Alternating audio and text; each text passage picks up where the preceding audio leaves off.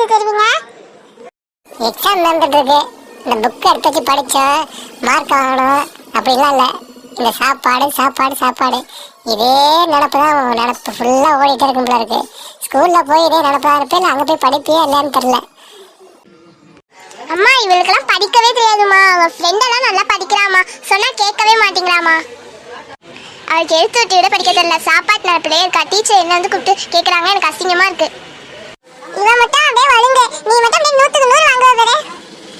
என்ன கரசல வந்துட்டா போடி இவளே.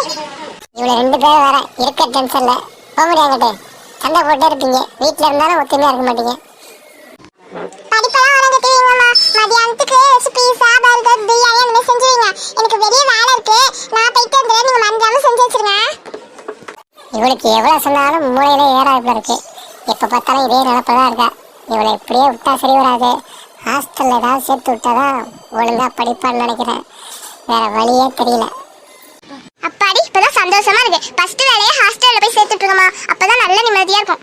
இவன் தான் எனக்கு பிடிச்ச சேனல்ல பார்க்க முடியாது, மாத்திக்கிட்டே இருப்பா. இவன் தானே நீங்க ஏதாச்சும் செஞ்சீங்கனாலே பாவம் தானே தங்கச்சி, பாவம் தானே தங்கச்சி, அவளுக்கு கூட அவளுக்கு கொடுக்குன்னு சொல்லி என்ன சாப்பிடவே விட மாட்டீங்க.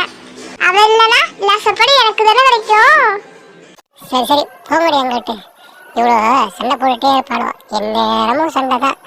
நாட்டுக்கு நாடு நடக்கிற சண்டை கூட தீர்ந்து போல இருக்கு. இவ்வளோ 2 பேரும் பண்ணுற அக்கா போர் இருக்கு, தாங்க முடியாது. சரி சரி நான் கிளம்புறேன். நீங்கள் எக்கடா கெட்டு போங்க. எனக்கு என்ன, படித்தா படிங்க, படிக்கட்டே போங்க.